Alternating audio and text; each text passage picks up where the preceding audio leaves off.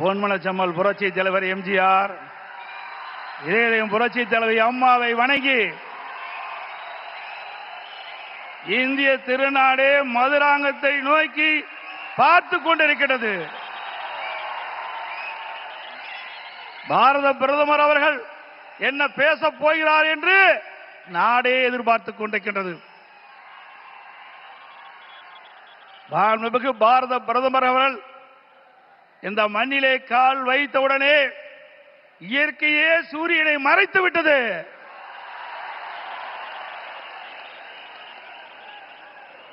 எங்கே பார்த்தாலும் மக்கள் வெள்ளம், மக்கள் கடல் போல் காட்சியளிக்கின்றார்கள். இந்த மதுராந்தம் பூமியே குலுங்குகின்ற அளவுக்கு மக்கள் வெள்ளம். இதுவே நடைபெறுகின்ற சட்டமன்ற தேர்தலிலே வெற்றிக்கு சான்று. இந்த அற்புதமான நிகழ்ச்சியிலே தேசிய ஜனநாயக கூட்டணி வெற்றி பெறுவதற்கு அடித்தளம் அமைப்பதற்கு முதலாக தேர்தல் பிரச்சார கூட்ட நிகழ்ச்சியிலே கலந்து கொள்வதற்கு வருகை தந்து உரையாற்றிருக்கின்ற மதிப்புக்கும் மரியாதைக்கும் போற்றலுக்குரிய பாரத பிரதமர் மாண்புமிகு நரேந்திர மோடி அவர்களே, நிகழ்ச்சியிலே பங்கு பெற்றிருக்கின்ற மத்திய அமைச்சர் மரியாதைக்குரிய திரு பியூஷ் கோயல் அவர்களே, தமிழகத்தினுடைய மாநில பாரதிய ஜனதா தலைவர் முன்னாள் அமைச்சர் சகோதரர் திரு நயினார் நாகேந்திரன் எம்எல்ஏ அவர்களே, மத்திய இணை அமைச்சர் அருமைச்சர் திரு எஸ் முருகன் அவர்களே, பாட்டாளி மக்கள் கட்சியுடைய தலைவர் முன்னாள் மத்திய அமைச்சர் அருமைச்சர் டாக்டர் அன்புமணி அவர்களே, அம்மா மக்கள் முன்னேற்ற கழகத்தினுடைய பொதுச் செயலாளர் மதிப்புக்கும் மரியாதைக்கும் உரிய சகோதரர் திரு டிடிவி தினகரன் அவர்களே, தமிழ் மாநில காங்கிரஸ் தலைவர் முன்னாள் மத்திய அமைச்சர் மரியாதைக்கு திரு ஜே கே வாசன் அவர்களே, புரட்சி பாரதிய தலைவர் திரு பூவை ஜெகன்மூர்த்தி எம்எல்ஏ அவர்களே, மரியாதைக்குரிய புதிய நீதி கட்சி தலைவர் திரு ஏசி சண்முகம் அவர்களே, இந்திய ஜனநாயக கட்சியுடைய தலைவர் திரு பாரிவேந்தர் அவர்களே, தமிழக மக்கள் முன்னேற்ற கழக நிறுவன தலைவர் திரு ஜான் பாண்டியன் அவர்களே, எருதல் மக்கள் கட்சியுடைய தலைவர் திரு என் ஆர் தனபாலன் அவர்களே, முன்னாள் ஆளுநர் திரு தமிழிசை சவுந்தரராஜன் அவர்களே, முன்னாள் பாரதிய ஜனதா தலைவர் சகோதரர் திரு அண்ணாமலை அவர்களே, மற்றும் மேடையிலே வீற்றிருக்கின்ற கூட்டணி கட்சியினுடைய தலைவர்களே, நிர்வாகிகளே, மேடையிலே வீற்றிருக்கின்ற அனைத்து இந்திய அண்ணா திராவிட முன்னேற்ற கழகத்தினுடைய தலைமை கழக நிர்வாகிகளே, மாவட்ட கழக செயலாளர்களே, நாடாளுமன்ற உறுப்பினர்களே, சட்டமன்ற உறுப்பினர்களே, வாரி சிறப்பித்துக் கொண்டிருக்கின்ற தேசிய ஜனநாயக கூட்டணியில் அங்கம் வைக்கின்ற கட்சியினுடைய தலைவர்களே, நிர்வாகிகளே, தொண்டர்களே, பெரியவர்களே, தாய்மார்களே, ஊடக நண்பர்களே, பத்திரிகை நண்பர்களே, கழக உடன்பிறப்புகளே, அத்தனை பேருக்கும் என்னுடைய முதற்கண் வணக்கத்தை உரித்தாக்குகின்றேன்.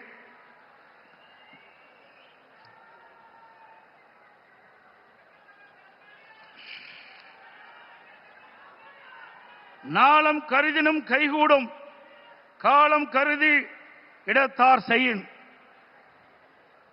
உரிய காலத்தையும் இடத்தையும் தேர்ந்தெடுத்து செயல்பட்டால் உலகத்தையே கையில் அடக்கலாம் என்பது இதனுடைய பொருள். நம்மை எதிர்ப்பவர்கள் எத்தகைய வஞ்சக நெஞ்சம் கொண்டவர்களாக இருந்தாலும், தீயவர்களாக இருந்தாலும், உரிய காலத்தில் உரிய இடத்தில் உரியவர்களோடு ஒன்றிணைந்து உறுதியாக செயல்பட்டால் வெற்றி என்பது நிச்சயம். அத்தகைய தருணம் இப்பொழுது நமக்கு கிடைத்துள்ளது. இன்றைக்கு திராவிட முன்னேற்ற கழகம் ஆட்சி பொறுப்பேற்று 4.25 ஆண்டுகள் ஆகிவிட்டன. 4.25 ஆண்டு காலத்திலே மக்களுக்கு இந்த ஆட்சி கொடுத்தது வேதனை, துன்பம். எல்லா துறைகளிலும் ஊழல், ஊழல் இல்லாத துறையே கிடையாது. மக்களை வாட்டி வதைக்கின்ற அரசாங்கம் தேவையா? சொல்லுங்க, தேவையா? மக்களோட ஆட்சி அகற்றப்பட வேண்டும். ஒரு குடும்பம் வாழ 8 கோடி மக்களை சுரண்டுவது நியாயமா? இன்றைக்கு தமிழகத்தை திரு கருணாநிதியுடைய குடும்பம் ஆட்சியிலே அமர்ந்து கொள்ளையடித்துக் கொண்டிருக்கின்றது. திரு கருணாநிதி அவர்கள் முதலமைச்சராக இருந்தார். அதுக்கு பிறகு ஸ்டாலின் முதலமைச்சராக இருக்கிறார். ஆட்சி பொறுப்பேற்று 4.25 ஆண்டு காலத்திலே அவர் செய்த சாதனை ஒன்றே ஒன்று, ஊழல் ஊழல் ஊழல். இன்றைக்கு திரு ஸ்டாலினுடைய குடும்பம் உலக அளவிலே மிகப்பெரிய பணக்கார குடும்பமாக திகழ்ந்து கொண்டிருக்கிறது. திரு ஸ்டாலினுக்கு பிறகு உதயநிதி ஸ்டாலின் வர வேண்டும் என்று எண்ணுகின்றார். திராவிட முன்னேற்ற கழகத்தில் எத்தனையோ பேர் உழைத்தவர்கள் இருக்கின்றார்கள். அவர்களெல்லாம் வீதியிலே பார்க்கப்படுகிறோம். ஆனால் திரு கருணாநிதி குடும்பத்திலே பிறந்தவர்களுக்குத்தான் அந்த கட்சியிலும் இடம், அதிகாரத்தில் இடம். அந்த அடிப்படையிலே தான் எந்த ஒரு தகுதியும் இல்லாத திரு உதயநிதி அவர்களுக்கு முதலில் சட்டமன்ற உறுப்பினர் ஆக்கினார், பிறகு அமைச்சராக்கினார், இப்பொழுது துணை முதலமைச்சராக்கி இருக்கின்றார். அடுத்தது எந்த காலத்துக்கும் எந்த பதவிக்கும் திரு கருணாநிதி குடும்பம் வர முடியாது. வர முடியுமா? இந்த தேர்தல் தான் திமுகவுக்கு இறுதி தேர்தல். தீய சக்தி திமுகவை வீழ்த்துவோம். பொன்மனச்சம்பல் புரட்சி தலைவர் எம்ஜிஆர், இதயம் புரட்சி தலைவர் அம்மா இருவரும் தலைவர்கள் கண்ட கனவை நிறைவேற்றுவோம். நம்முடைய தேசிய ஜனநாயக கூட்டணியுடைய சக்தியால் பாரத பிரதமர் நமக்கு துணை நிற்கின்றார். இன்றைக்கு நம்முடைய இயக்கம் வலிமையான இயக்கம். நம்முடைய கூட்டணி வெற்றி கூட்டணி, வலிமையான கூட்டணி. தேர்தல் என்ற போரில் நம்முடைய கூட்டணி கட்சி தலைவர்கள், நிர்வாகிகள், தொண்டர்கள் இரவுகள் வாராமல் தேனீக்களை போல, எறும்பை போல சுறுசுறுப்பாக செயல்பட்டு தேர்தல் போரிலே எதிரிகளை ஓட ஓட விரட்டி வெற்றி கொடி நாட்டுவோம். செய்வீர்களா? இந்த தேர்தலை பொறுத்த வரைக்கும் குடும்ப வாரிசுக்கு முற்றுப்புள்ளி வைக்கின்ற தேர்தல், குடும்ப ஆட்சிக்கு முடிவு கட்டுகின்ற தேர்தல், ஊழல் நிறைந்த ஆட்சிக்கு முடிவு கட்டுகின்ற தேர்தல். இந்த தேர்தல் நம்முடைய வெற்றிக்கு மக்கள் துணை நிற்கின்றார்கள். நம்முடைய கூட்டணி கட்சி தலைவர்கள் இன்றைக்கு எழுச்சியோடு இங்கே உரையாற்றிருக்கின்றார்கள். எனக்கு பின்னாலே பாரத பிரதமர் அவர்கள் உரையாற்றிருக்கின்றார்கள். ஆக நம்முடைய கூட்டணி இந்த தேர்தலிலே 210 இடங்களிலே வெல்லும். பெரும்பான்மையான இடங்களே வெல்லும். அண்ணா திமுக ஆட்சி அமைக்கும். அதோடு திரு ஸ்டாலின் சொல்லுகிறார், இன்றைக்கு மத்தியிலே தமிழகத்துக்கு எந்த திட்டமும் கிடைக்கவில்லை என்ற ஒரு தவறான தகவலை சொல்லிக் கொண்டிருக்கின்றார். சிந்தித்து பார்க்க வேண்டும். அனைத்து இந்திய அண்ணா திராவிட முன்னேற்ற கழக ஆட்சியிலே தான் மத்தியிலே பல திட்டங்களை எல்லாம் பெற்றோம். நாம் கேட்ட நிதியை கொடுத்தார்கள், கேட்ட திட்டத்தை கொடுத்தார்கள். தமிழகம் முழுவதும் இருக்கின்ற பல்வேறு ரயில்வே கடவுகளிலே உயர்மட்ட பாலம் வேண்டும் கேட்டோம். அதிகமான பாலத்தை கொடுத்தது மத்திய அரசு. அதே போல தேசிய நெடுஞ்சாலைகள், தமிழகத்தில் இருக்கின்ற போக்குவரத்து நெரிசலை குறைப்பதற்கு பல்வேறு தேசிய நெடுஞ்சாலைகளை வழங்கினார்கள். அது மட்டுமல்ல, சென்னை மாநகரத்தில் அதிகமான போக்குவரத்து நெரிசல் இருக்கின்ற காரணத்தினாலே மெட்ரோ ரயில் திட்டம் கட்டம் 2 அதற்கு அனுமதி கொடுக்கப்பட்டு சுமார் 63,000 கோடி ஒரே திட்டத்திற்கு அனுமதி வழங்கி அந்த திட்டத்தை மத்திய அமைச்சர்களே நேரடியாக வந்து அடிக்கல் நாட்டி சாதனை படைத்தோம். இதெல்லாம் மத்திய அரசாங்கம் கொடுக்கப்பட்ட திட்டம் அல்லவா? அதற்கு மேலாக காவிரி மேட்டூர் அணையிலிருந்து திறக்கப்படுகின்ற நீர் காவிரி நதியின் வழியாக கடலிலே போய் கலக்கின்றது. அப்படி அந்த நதி நீர் மாசுபடாமல் இருப்பதற்காக பாரத பிரதமர் அவர்களை நான் சந்தித்து, முதலமைச்சர் இருக்கின்ற பொழுது அவரை சந்தித்து இந்த கோரிக்கை வைத்தேன். நடந்தாய் வாழி காவிரி திட்டம் சுமார் 14,000 கோடி இந்த திட்டத்திற்கு நிதி தேவை. கொடுத்த உடனே அவர் பார்த்தார், அற்புதமான திட்டம், இந்த திட்டத்தை நிச்சயமாக நிறைவேற்றி தருவேன் என்று சொல்லி மேதக குடியரசுத் தலைவர் உரையிலே இடம்பெற செய்து கடந்த 2024ஆம் ஆண்டு அதற்கு அனுமதி கொடுக்கப்பட்டது. ஆனால் இந்த அரசு முடக்கி வைத்திருக்கின்றது. உண்மையிலேயே இந்த அரசு மக்கள் மீது அக்கறை இருந்தால் மத்திய அரசு அனுமதி கொடுக்கப்பட்ட திட்டத்தை நிறைவேற்ற மனமில்லை. சிந்தித்து பாருங்கள். 14,000 கோடி, 1000 2000 இல்ல 14,000 கோடி நம்முடைய தமிழ்நாடு நலன் பெறுவதற்காக மத்திய அரசு அனுமதித்தது. பாரத பிரதமர் அவர்கள் மனமுகந்து கொடுத்த அந்த திட்டம், அந்த திட்டத்தின் மூலமாக காவிரி நதியிலே கரை ஓரமாக இருக்கின்ற கழிவு நீர்கள் அந்த நதியிலே கலக்கின்ற பொழுது நீர் மாசுபடுகிறது. அந்த நீர் மாசுபடாமல் இருப்பதற்கு அதை சுத்தகரித்து நதியிலே விடுகின்ற திட்டம் தான் இந்த திட்டம். மேட்டூர் அணையிலிருந்து வெளியேறிய நீர், பவானி சாகர் அணையிலிருந்து வெளியேறுகின்ற நீர், நொய்யிலிருந்து வெளியேறுகின்ற நீர், அமராவதி அணையிலிருந்து வெளியேறுகின்ற நீர், இந்த நீரெல்லாம் சுத்தப்படுத்தி அங்கே நதியிலே விடுகின்ற பொழுது காவிரி நதியிலே வந்து கலக்கின்ற பொழுது சுத்தமான நீராக இருக்கும்.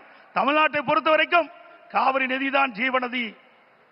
அந்த நதியை நம்பித்தான் 20 மாவட்ட மக்கள் குடிநீர் ஆதாரமாக விலகிக் கொண்டிருக்கிறது. டெல்டா பாசன விவசாயிகளுக்கு ஒரு நல்ல நீர் பயிர்களுக்கு பாய்ச்சுகின்ற பொழுது எந்த நோயும் தாக்கப்படாது. அப்படிப்பட்ட அற்புதமான திட்டத்தை நமக்கு வழங்கினார். அரசியல் காழ்ப்புணர்ச்சியின் காரணமாக அந்த திட்டத்தை நிறுத்தி வைத்திருக்கின்றார்கள். மீண்டும் உங்களோ ஆதரவோடு தேசிய ஜனநாயக கூட்டணி அதிக இடங்களே வெற்றி பெற்று நம்முடைய கூட்டணி அண்ணா திமுக ஆட்சி அமைக்கின்ற பொழுது பாரத பிரதமருடைய ஆசியால் இந்த திட்டம் நிறைவேறும். அதே போல ஒரே ஆண்டில் நாம் வைத்த கோரிக்கை 11 அரசு மருத்துவக் கல்லூரி மருத்துவமனை கொடுக்கப்பட்டது. இந்திய வரலாற்றிலேயே ஒரு மாநில அரசுக்கு ஒரே ஆண்டில் 11 அரசு மருத்துவக் கல்லூரி மருத்துவமனை கொடுத்த வரலாறு கிடையாது. அந்த வரலாற்றையும் பாரத பிரதமர் திரு நரேந்திர மோடி அவர்கள் நமக்காக வழங்கினார். அதனால் நம்முடைய மாணவர்கள் அதிக இடங்களிலே மருத்துவர்களாக சேர்ந்து படிக்கக்கூடிய வாய்ப்பை பெற்றிருக்கின்றார்கள். இதையெல்லாம் சாதனை. இன்னும் பல திட்டங்கள் மத்தியில் இருந்து நமக்கு கிடைக்கப்பட்டன. அனைத்து இந்திய அண்ணா திராவிட முன்னேற்ற கழக அரசு இருக்கின்ற பொழுது மத்திய அரசோடு இணக்கமாக இருந்தோம். கேட்ட திட்டத்தை கொடுத்தார்கள், கேட்ட நிதியை கொடுத்தார்கள். தமிழகம் வளர்ச்சி பெற்றது. இன்றைக்கு இருக்கின்ற ஆட்சியாளர்கள் வேண்டுமென்றே திட்டமிட்டு மத்தியிலே குறை சொல்லி இன்றைக்கு லஞ்ச லாவணியத்திலே இந்த அரசு திளைத்துக் கொண்டிருக்கின்றதை நேரத்திலே சுட்டிக்காட்டி அதோடு எண்ணிய இன்னியாங்கு எய்து எண்ணியார் இன்னியராப் பெரிய ஒரு செயலை செய்து முடிக்க எண்ணுபவர் மிக உறுதியுடன் இருந்தால் அவர் நினைத்தபடியே அந்த செயலை செய்து முடிப்பார் என்ற குரலுக்கு மிக பொருத்தமானவர் நமது பாரத பிரதமர் நரேந்திர மோடி அவர்கள். இன்னைக்கு உலகமே பாராட்டுகின்ற அளவிற்கு இந்திய நாட்டுக்கு பெருமை சேர்த்தவர் பாரத பிரதமர் அவர்கள். கொரோனா காலம், இன்னைக்கு இந்த கொரோனா காலத்திலே அந்த வைரஸ் நோயால் இன்றைக்கு வல்லரசு நாட்டில் கூட மக்களை காப்பாற்ற முடியவில்லை. அந்த காலகட்டத்தில் விலை மதிக்க முடியாத உயிரை காப்பாற்றுவதற்கு அவர் எடுத்த நடவடிக்கையினால் லட்சக்கணக்கான மக்கள் உயிர் பிழைத்தார்கள். அந்த நோய் எப்படி தாக்கும், எப்படி வரும், அதற்கு என்ன சிகிச்சை அளிக்க முடியும், அதற்கு என்ன மருந்து என்று கண்டுபிடிக்க முடியாத சூழ்நிலை கூட தன்னுடைய திறமையால் ஆற்றால் அதற்கு சிகிச்சை அளிப்பதற்கு உரிய மருந்தை கண்டுபிடித்து உரிய சிகிச்சை அளித்து விலை மதிக்க முடியாத உயிர்களை காப்பாற்றிய மா மனிதர் பாரத பிரதமர் நரேந்திர மோடி அவர்கள். இந்திய நாட்டு மக்கள் மட்டுமல்ல, வெளிநாட்டில் இருக்கின்ற மக்களுக்கும் அந்த உயிர்களை காப்பாற்றுவதற்கு விலையில்லா மருந்துகளை கொடுத்து காப்பாற்றிய மனித நேயம் படைத்த தலைவர் பாரத பிரதமர் நரேந்திர மோடி அவர்கள் என்பதை இந்த நேரத்தில் சுட்டிக்காட்டி